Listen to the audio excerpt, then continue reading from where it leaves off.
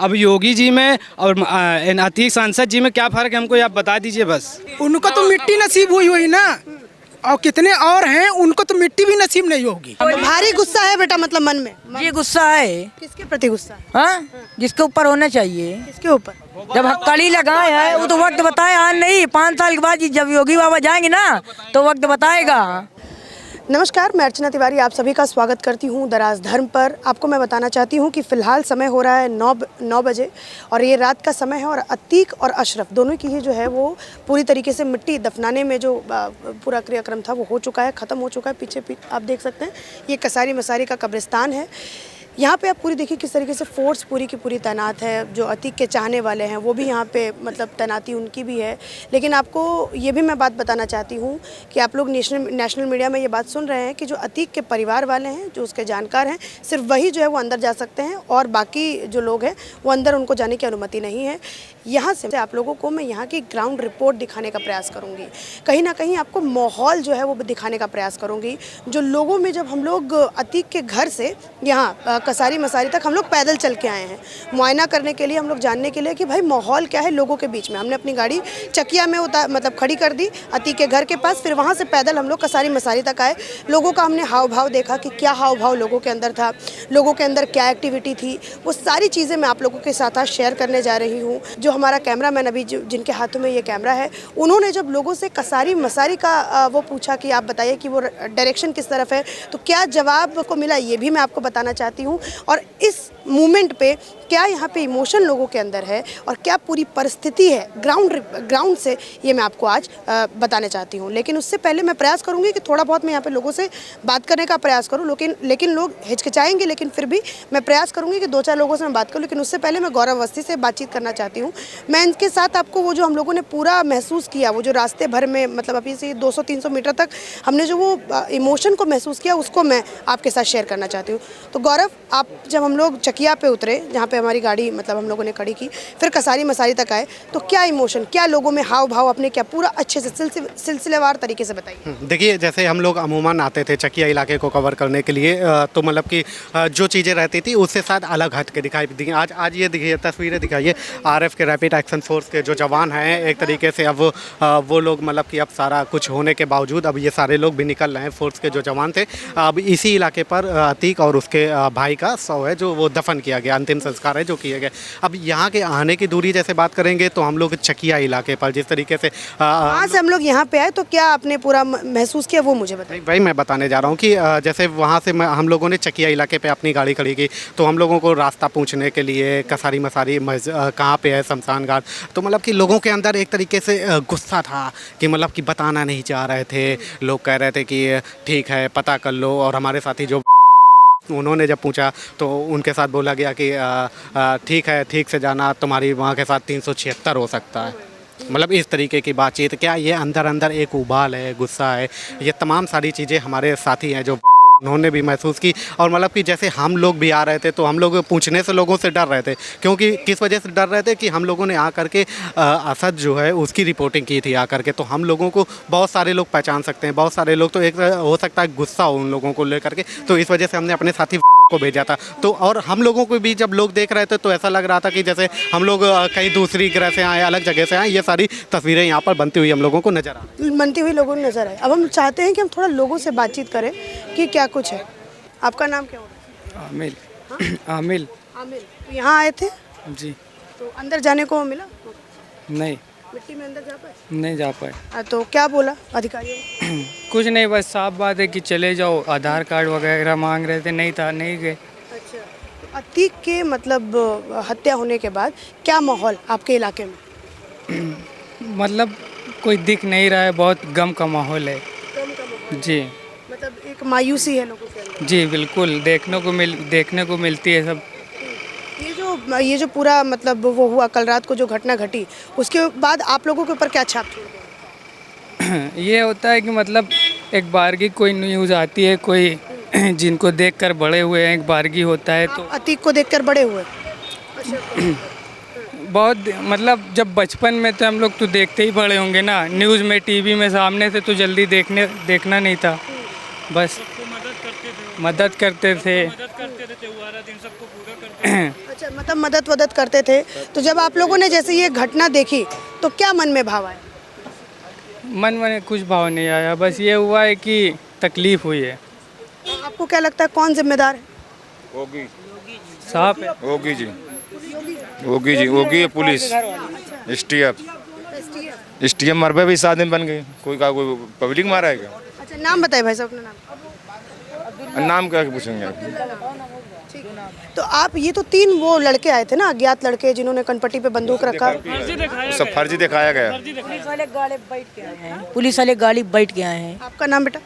मोहम्मद हसन। नाम भी पूछो, बाद में उठा के बाद में हमको लोग को भी भर देंगे। ये मतलब डर है कि माहौल में? हाँ, डर है माहौल में, ये सब कुछ है, डर है, सभी को डर बोलेंगे है। भी, बाद में पकड़े भी जाएंगे। तुम्हारी उम्र तो खैर अभी बहुत छोटी है, तो जब तुमने ये खबर सुनी तो क्या मन में भाव? जैसे टीवी खोला या फिर कैसे तुमको पहले खबर मिली, कैसे वो बताओ? मोबाइल पे। और क्या? मोबाइल पे जी। तो मन में क्या भाव आया? मन में भाव क्या आएगा? गलत करें और का मार के। अच्छा, और गलत करें, आप हंस रहे हैं यहाँ पे? गलत हुआ है ना, तो आप हंसेंगे ऐसे? अच्छा, ठीक है। और मतलब आप जिम्मेदार किसको माने? जोगी को। लेकिन वीडियो में तो 3 लड़के आ रहे हैं सामने।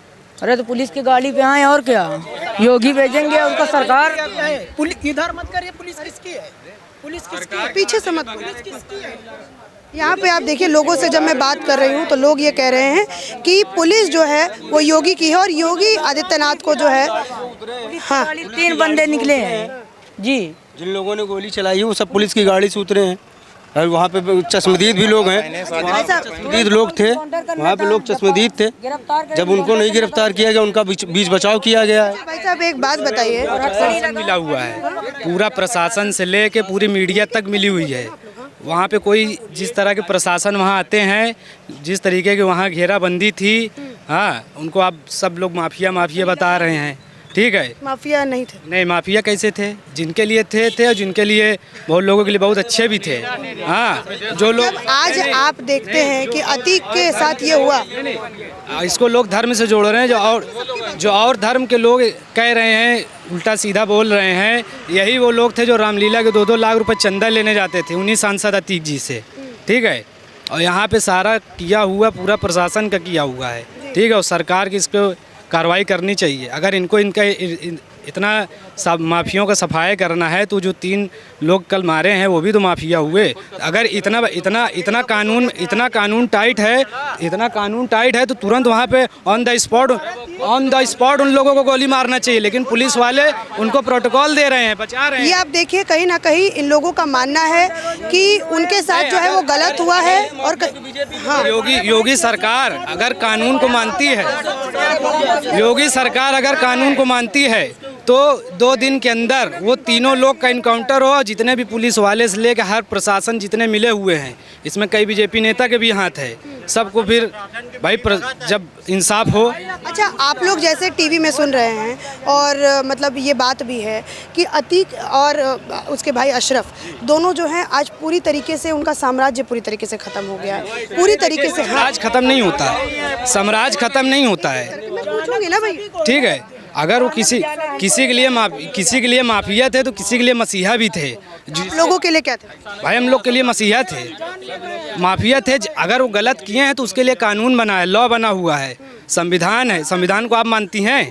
सब मानते हैं भैया, बिल्कुल मानते हैं। और आप न्यूज़ रिपोर्टर लोगों से, पत्रकार बंधुओं से एक निवेदन ये है कि देखिए, अब आ जाइए, हम लोगों पे आ जाइए। नहीं, थोड़ा सा क्या हम लोग आके रिपोर्टिंग नहीं करें? थोड़ा सा आप लोगों का जो क्वेश्चन होता है मुस्लिमों के प्रति वो थोड़ा नेगेटिव होता है। आप लोग ऐसा पूछते हैं कि वो घबरा जाते हैं, बोलें क्या।